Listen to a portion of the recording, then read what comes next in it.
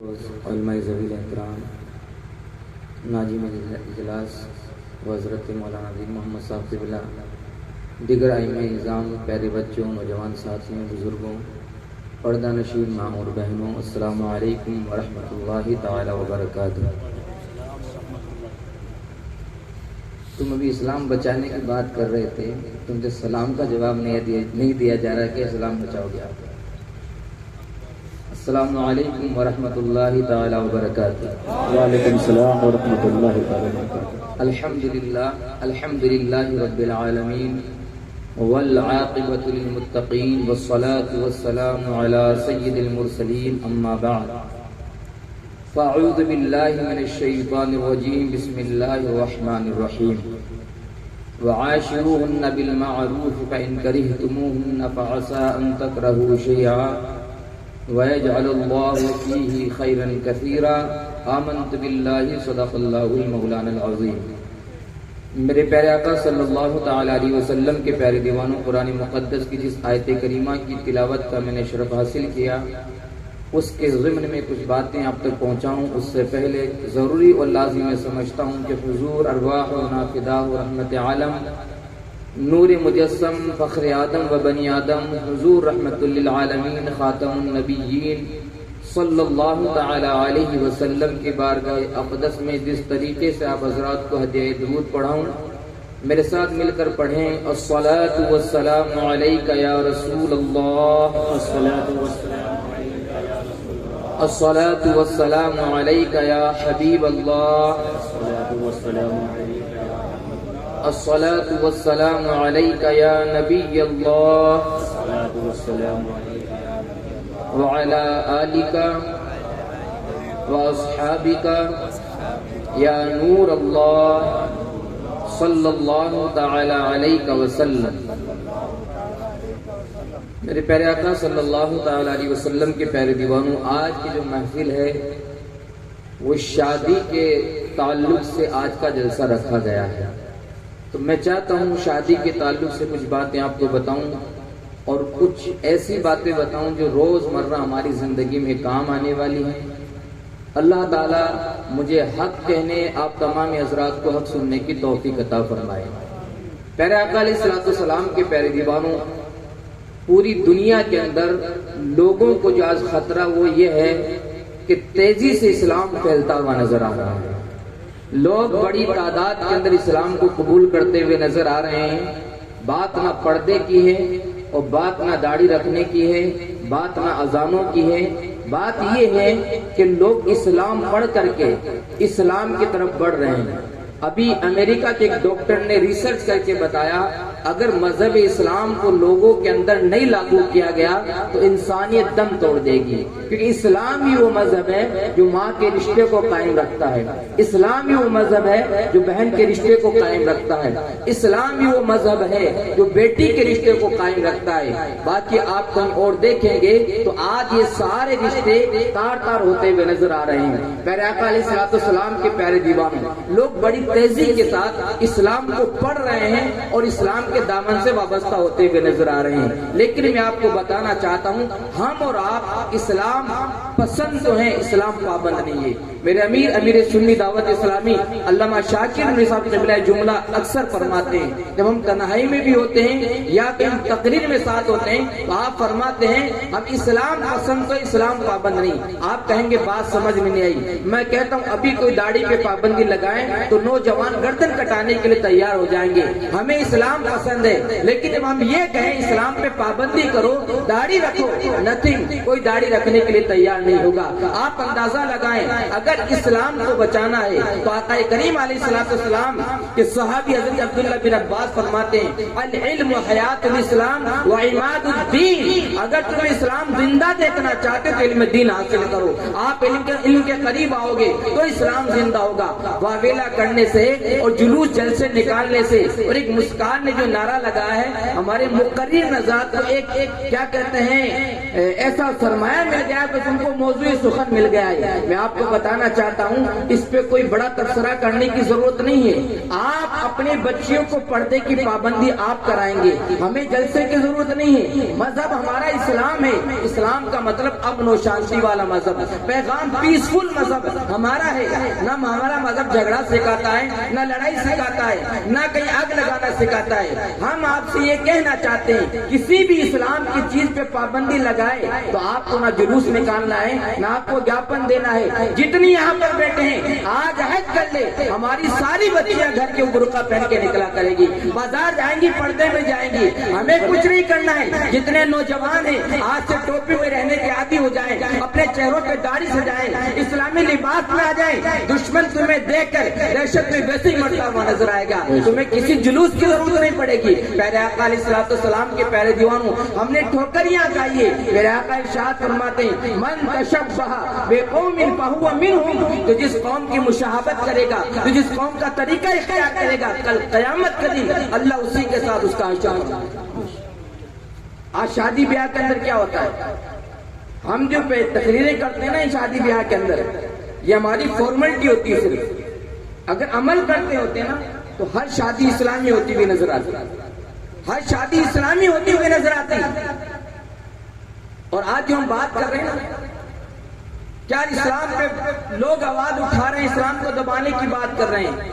قرآن نے 1400 سال پہلے فرما دیا ان اللہ لا یغیر ما بقوم حتی یغیروا ما بانفسہم، اللہ اس قوم کی حالت کو نہیں بدلتا ہے جب تک کہ وہ خود اپنے حال کو بدلنے کی کوشش کرے۔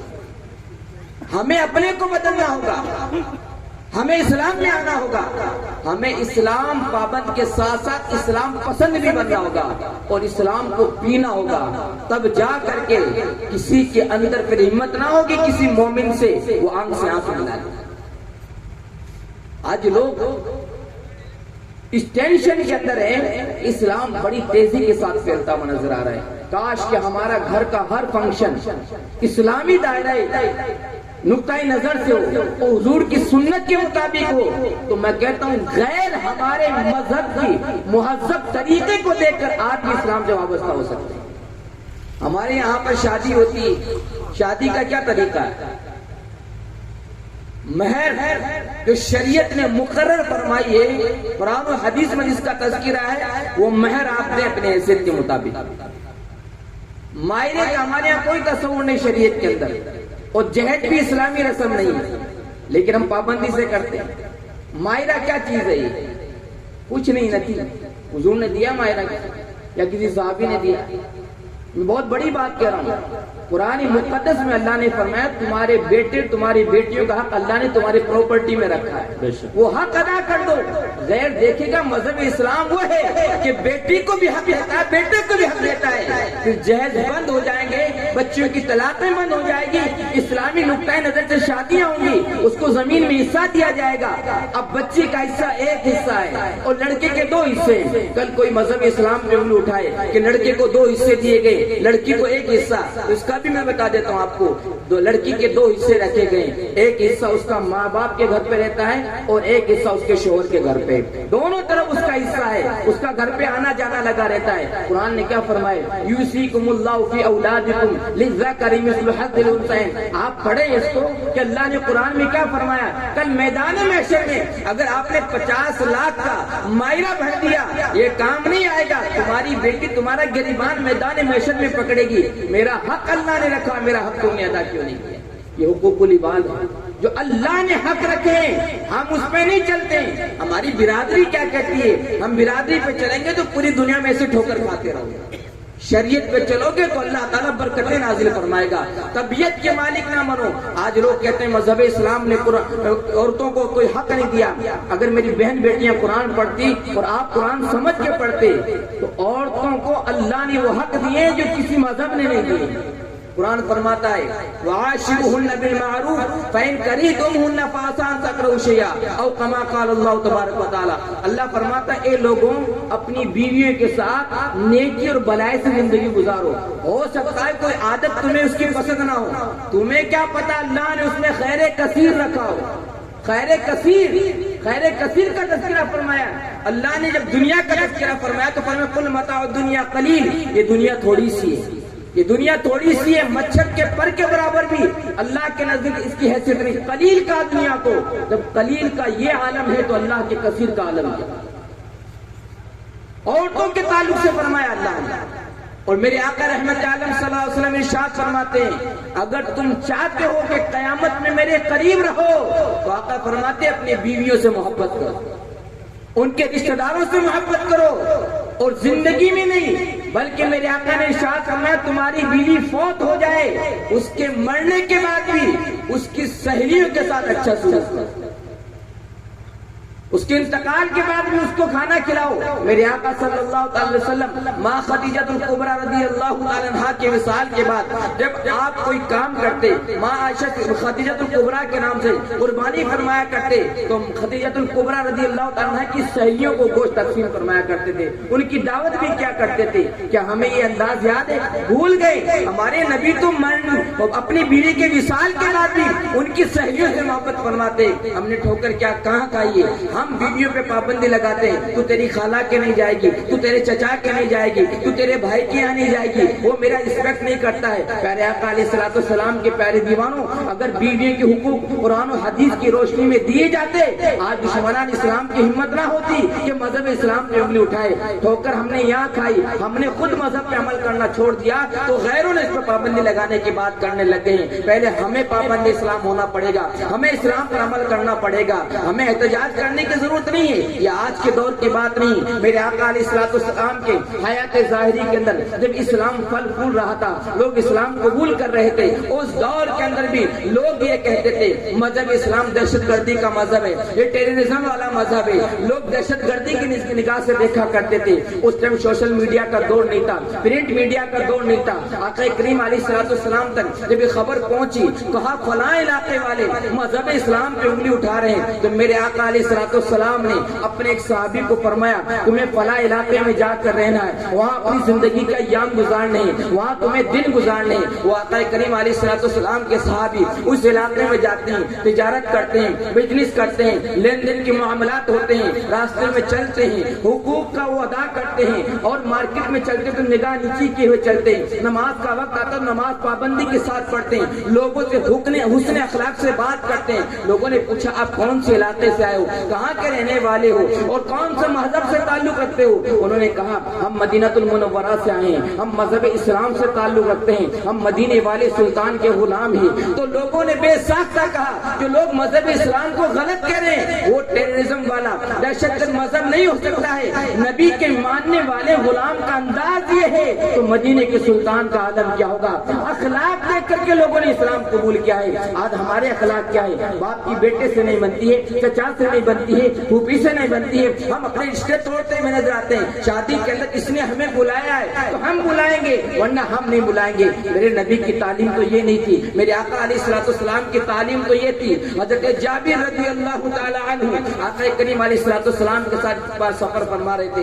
حضرت جابر کی اونٹنی بڑی دبلی پتلی تھی، وہ چل نہیں پاتی تھی. آقا علیہ الصلوۃ والسلام کی اونٹنی آگے نکل جایا کرتی تھی. آقا علیہ الصلوۃ والسلام نے پوچھا جابر تمہاری اونٹنی پیچھے کیوں رہ جاتی ہے؟ یا رسول اللہ کمزور ہے، چل نہیں پا رہی ہے. آقا کریم علیہ الصلوۃ والسلام اپنی اونٹنی سے نیچے تشریف لائے. حضور کے ہاتھ میں ایک چھڑی تھی، ڈنڈی تھی. آہستہ سے حضرت جابر کی اونٹنی کو ٹچ کیا. اللہ نے اس اونٹنی میں ایسی طاقت عطا فرمائی کہ حضور کی اونٹنی سے بھی آگے چلنے لگی. آقا نے فرمایا جابر اونٹنی بیچو گے؟ ہاں یا رسول اللہ میں اونٹنی آپ کو فروخت کر دوں گا. سودا ہو گیا. مدینہ المنورہ میں حضور تشریف لائے اور اونٹنی کا سودا جو ہوا حضرت بلال سے کہا ایک اوقیہ سونا لا کر کے حضرت جابر کو دے دیا جائے. حضور علیہ الصلوۃ والسلام کے صحابی حضور کو اونٹنی سپرد فرماتے، سونا دے کے جانے لگتے ہیں. آقا پھر حضرت جابر کو آواز دیتے ہیں جابر ادھر آؤ، سونا بھی لے جاؤ، اونٹنی بھی لے جاؤ، میں نے تم کو عطا کر. کے بعد دیکھا حضور کی بارگاہ میں حضرت جابر آئے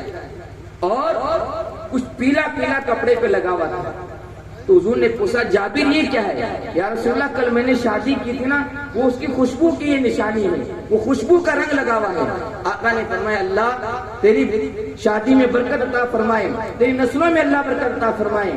بتانا میرا مقصد یہ ہے، حضور نے نہیں فرمایا جابر ہم نے تمہیں اٹھنی بھی فری دی، سونا بھی فری دے دیا اور تم نے ہمیں شادی میں نہیں بلایا ہے۔ میرے آقا کی تعلیم یہ ہے اگر کوئی شادی میں بلانا بھول جائے یا کسی بنا پہ نہ بلائے تو آپ اس کو اگنور نہ کریں، جب آپ یہاں کام پڑے اس کو بلائیں، حضور کی سنت پر عمل کریں۔ اگر کوئی بھول جائے سمجھو کہ حضور کی سنت پر ہمارا عمل ہو گیا، جیسا کہ حضرت جابر نے حضور کو دعوت نہیں دی، تو ہمیں آقا نے یہ بتایا ہے ہمیں کوئی چھوڑے اسے چھوڑو نہیں۔ آقا فرماتے تم میں سب سے بہتر وہ ہے اگر تم سے کوئی رشتہ توڑے تم اس سے توڑو نہیں بلکہ جوڑنے کی کوشش کرو، یہ میرے نبی نے سکھایا۔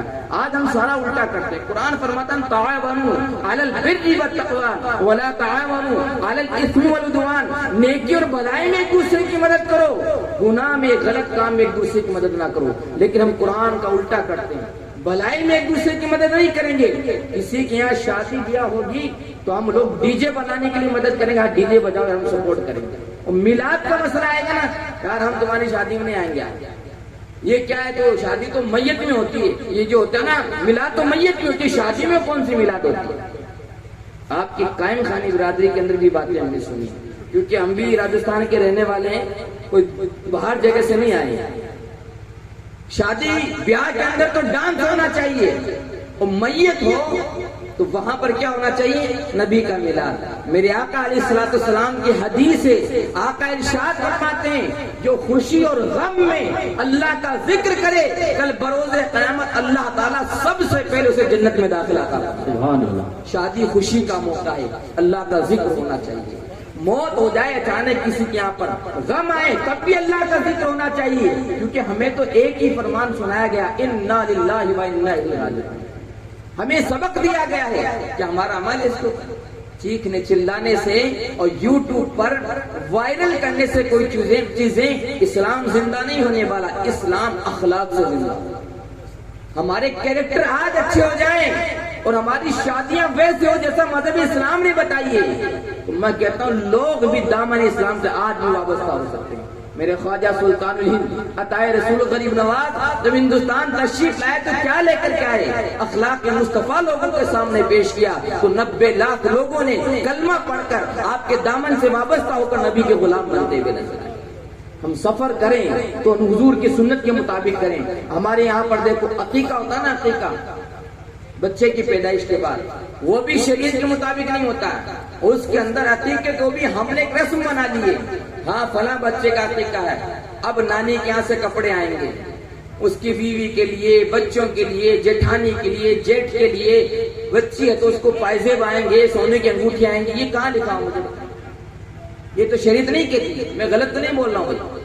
جوڑے جمیلے آتے ہیں نا، جو 5000 میں کام ہو سکتا نا اس کو 1 لاکھ کو لے جا کر ٹکا دیتے ہے۔ نبی کی سنت وہ اللہ نے دیا ہے تو عقیقہ کریں، خوشی کا موقع ہے، اللہ نے اولاد عطا فرمائی، عقیقہ کیسے کریں؟ میرے آقا ارشاد فرماتے لڑکا پیدا ہو تو 2 بکرے ذبح کر لو، لڑکی ہو تو اس کے نام سے 1 بکری۔ اور طریقہ کیا ہے؟ 7ویں دن اس کا نام رکھ کر کے عقیقہ کیا جائے۔ عقیقہ کیسے؟ بکرے کے جو ذبح کر دیے، اب عقیقہ ہونے کے بعد بچی اور بچے کے سر پہ جو بال ہوتے ہیں اس بال کو اتار دو اور اس بال کے برابر چاندی صدقہ کر دو، اور اس کے سر کے اوپر زعفران وغیرہ کیسے جو اس کو مل دو تاکہ اس کی ٹھنڈک اس کے دماغ میں اتر جائے، بچہ ایک نارمل دل والا بن جائے، وہ شدت والا نہ بنے، اس لیے عقیقہ کیا گیا ہے۔ اور عقیقہ کیا چیز ہے؟ اس سے بندے پہ بلائیں آنے والی اللہ اس بلا کو ٹال دیتا ہے۔ اتنا سمپل ہے، اگر آپ کو اللہ نے پیسہ دیا تو پکا کے کھلا دو، نہیں تو کچا کھلا دو، کچا بانٹ دو لوگوں کو، یہ عقیقہ ہو گیا ہے۔ اگر 2 بکرے نہیں کر سکتے تو 1 بھی کر سکتے ہیں، یہ ہمارا مذہب ہے، یہ نبی کی شریعت ہے، یہ نبی کی سنت ہے، لیکن ہم نے اس کو فنکشن بنا دیا، ہم نے اس کو فنکشن بنا دیا۔ یہی ہماری میتوں کا عالم ہے، پتہ ہی نہیں چلتا شادی کا کھانا ہے میت کا کھانا ہے۔ اے رسول اعظم کے دیوانوں، آج جتنے یہاں پر آئے ہو آج سے عہد کرو انشاءاللہ تعالی جو بھی کام گھر میں ہوگا شریعت کے مطابق۔ مولانا یونس صاحب قبلہ یہاں تشریف فرمائیں، ناظم اجلاس ہمارے یہاں پر مولانا دین محمد صاحب، آپ ان سے پوچھیں حضرت شادی کا اسلامی طریقہ کیا ہے؟ یہ آپ کو بتائیں گے۔ شادی ہو گئی، اللہ تعالیٰ نے کرم فرمایا، اب گھر میں بچہ پیدا ہو رہا ہے، اب پوچھیں حضرت عقیقہ کیسے کرنا؟ نبی کی سنت طریقہ بتائے۔ میرا ایمان کہتا ہے اگر سنت طریقے سے شادیاں کی گئی تو گھر میں غلام غوث اعظم پیدا ہوں گے۔ اور اگر ڈانس کر کے اسلامی طریقے کو چھوڑ کر اگر ہم نے شادیاں کی تو ہمارے گھر میں نچنیے پیدا ہوں گے. ابھی دیکھا نا ایک بھائی ابھی پانی پلا رہے تھے, پھٹی ہوئی پینٹ پہن رہے. کس کا طریقہ ہے یہ؟ تو اسلام کا طریقہ نہیں, یہ تو مذہب ہمارا نہیں سکھاتا نا. یعنی ہمیں لباس پہننے کا طریقہ بھی نہیں ہے, اور پھر کہتے ہم دنیا کے اندر مارے جا رہے ہیں. ارے وہ 313 تھے جن سے لڑتا تھا زمانہ. وجہ کیا تھی؟ ایمان مضبوط تھا. ایمان کی حرارت بندے کے دل میں ہو تو ایک بھی 100 پہ بھاری پڑے گا. آج کروڑوں کی تعداد میں ہر چوتھا یا پانچواں انسان دنیا کے اندر مسلمان ہے, پھر دہشت کے اندر زندگی گزار رہے ہیں. نیوز دیکھ لیں تو دل میں خوف پیدا ہو جاتا ہے, ٹوپی لگا کے سفر کریں تو دل میں دہشت پیدا ہوتی ہے. وجہ کیا ہے؟ دو خوف ایک جگہ جمع نہیں ہو سکتے. یا تو اللہ کا خوف دل میں بٹھا لو یا پھر تم دنیا کا خوف. نبی کا خوف, خوف رسول صلی اللہ علیہ وسلم اور اللہ کا خوف بٹھا لو, کوئی دنیا تمہیں نہیں ڈرا سکتی. ہمارا عالم یہ پوری دنیا سے ڈرتے ہیں لیکن امام کو ہم ڈراتے ہیں. ائمہ بیٹھے ہیں یہاں پر, آج جتنا ڈر کر امام زندگی گزارتا نا شاید وہ گزارتا ہوگا. میرے غریب نواز رحمت اللہ تعالی علیہ فرماتے ہیں اگر کسی نے کسی مومن کو بلا وجہ ستایا اور بغیر معافی مانگے مر گیا تو خطرہ ہے کہ ایمان پہ خاتمہ نہیں. عام مومن کی بات ہے, اور تم اور ہم اپنے ایمان کو ڈرا کے رکھتے ہیں. میں خود رہا ایک جگہ 10 سال, ٹینشن رہتی کہ صبح کیا ہوگا ظہر میں کیا ہوگا. اکثر امام یہی کہتے ہیں حضرت کیا کریں, جو قوم اپنے قائد کو ڈرا کر رکھے وہ فوج بھی پھر ڈر کے زندگی گزارتی ہے. اپنے اماموں کو بے خوف کہو اور یہ کہو کہ حضرت آپ کو اختیار ہے کہ شریعت نے بولنے کا کہا جمعے میں کھل کے بتایا. جمعے کا کیا مطلب ہے؟ 2 رکعت نماز پڑھ کے بھاگ جانا. جمعہ عید سے افضل ہے, عید الاضحیٰ سے افضل ہے. عید اور بقرعید کی جتنی فضیلت نہیں جتنا کہ جمعہ کی فضیلت ہے, وہ تم پر فرض ہے. اور جمعہ اس لیے فرض قرار دیا گیا ہے کہ آنے والے حالات کرنٹ ایشوز پہ علماء تمہیں بتائیں کہ حالات کیا بن رہے, تمہیں کیسے ان کو فیس کرنا ہے. امام اعظم ابو حنیفہ فرماتے ہیں وہ جمعے کا امام نہیں ہو سکتا ہے جس کو حالات حاضرہ پہ بولنا نہیں آتا ہو. اور فاروق اعظم فرماتے ہیں جس کو بازار کے بھاؤ معلوم نہیں ہونا وہ جمعے کا امام نہیں ہو سکتا ہے. ہمارے یہاں تو ایک حضرت وہ 12 تقریر والی کتاب ہے نا, اس سے 12 تقریر کر دو, بس 12 مہینے کی فضیلت بتا دو, ہمیں وہ اس سے آگے نہیں چاہیے. یہ رسول اعظم کے دیوانوں اللہ کی بارگاہ میں مر کے وہ دکھانا ہے. آج شادی کی محفل ہے, اس سے کچھ لے کے اٹھیں.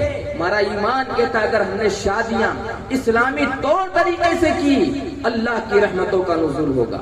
اور اگر ہم نے ڈانس کیے اور دیکھتا نا باندھ بٹھاتے ہیں, پٹھی لگاتے ہیں, لڑکے کو باندھ بٹھاتے ہیں تو وہاں پھوپھی زاد بہن بھی لگی ہوئی ہے, خالہ کی بہن وہ لگی ہوئی, مامی بھی ہے, چاچی بھی ہے, سب اس کے گھٹنے کھولے پڑے اور سب اس پہ پٹھی مسل ہے.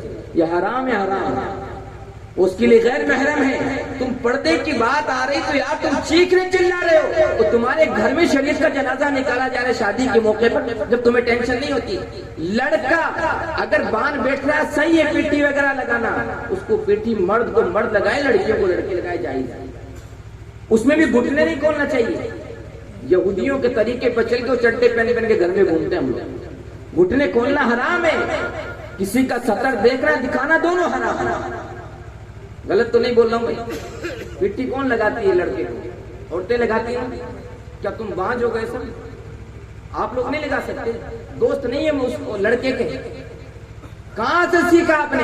پھر جب سلامی کا موقع آتا دلہن کا, وہ نوجوان کی ٹولی ساتھ ہوتی ہے, جوان لڑکیاں ہوتی ہے اور بوڑھیاں بھی ہوتی ہیں اس کے اندر, جو ٹوٹ پڑتے ہیں تو یہ کوئی اللہ کے ولی نے ان کی نظر نہیں بیٹھیں گے. آپ سب جانتے ہیں, آپ سب مرد ہیں. اللہ کا خوف دل میں پیدا کریں, اپنے شادیوں کو اسلامی طریقے سے بنائیں. آپ لوگ ان طریقوں کو چھوڑے, سلامی لینے جائے, ایک عورت اکٹھی کر لے, ایک مرد اکٹھی کر کے لا دے, بھی ساس نے, سالی نے, چچے ساس نے, مامے صاحب نے مل کر یہ ساس آپ کو سلامی دی, السلام علیکم کھڑا کر کے واپس پلٹ گیا. یہ طریقہ کا ہے. الحمدللہ بہت سی جگہوں پر یہ رواج ہو گیا ہے کہ اب لوگ اس طریقے سے نہیں کرتے ہیں. آپ کی برادری سے بھی میں مؤدبانہ گزارش کرتا ہوں, آپ یہ سسٹم لاگو کریں, تب تو ہماری شادی کی محفلوں میں میلاد کرنا کارآمد ہوگا. ورنہ ایک منورنجن ہوگا, ہم نے منورنجن میں تقریر سن لی, آپ نے ہنس لی, ہم نے ہنسا دیے, بس کھیل کر. ایسا ہماری قوم کی اصلاح کے لیے ہوتی ہے. یہ علماء بیٹھے نا, علماء یہ آپ کے ڈاکٹر ہیں, ڈاکٹر جب آپ ڈاکٹر کے پاس علاج کرانے جاتے ہو، ڈاکٹر کہتا ہے یہ انگلی کاٹنی پڑے گی، آپ مان لیتے ہیں کہ اگر ایک انگلی نہیں کٹائے تو پورا جسم سڑ جائے گا۔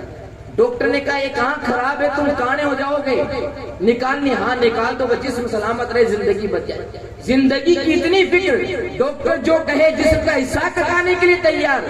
امام تمہارے عقیدے کی حفاظت کر رہا ہے، تمہارے ایمان کی حفاظت کر رہا ہے، تمہیں یہ کہتا شریعت کی باؤنڈری کو کراس نہ کرو، اگر کراس کرو گے تو جہنم میں دھکیل دیے جاؤ گے، اس کے دائرے میں رہو گے تو اللہ جنت عطا فرمائے گا۔ نہیں یار مولانا غلط ہے، اس کو جمعے میں ایسا بیان نہیں کرنا چاہیے۔ ایک بات اور جملہ کہتا ہوں، اکثر کہا کرتا ہوں، آپ لوگ جمعے میں جاتے ہیں تو جمعے کی تقریر میں آپ لوگ کیا کرتے ہیں، آ کر کے باہر ہوٹل پہ بیٹھ کر یہ کرتے ہیں، یار مولانا صاحب نے یہ بات کہی، یہ بات بیان نہیں کرنی چاہیے، غلط۔ آپ نے جس بات کو غلط کہا، اگر وہ قرآن کی آیت کا مفہوم ہوا تو آپ کا کیا بنے گا؟ اگر وہ حدیث رسول ہوئی جس کو آپ یہ کہہ رہے کہ مولانا نے غلط کہا ہے، پھر آپ کے ایمان کا ٹھکانہ بھی نہیں رہے گا بھائی صاحب، آپ کا نکاح بھی ٹوٹ جائے گا اور آپ کی بیعت بھی ٹوٹ جائے گی، ایمان بھی چلا جائے گا۔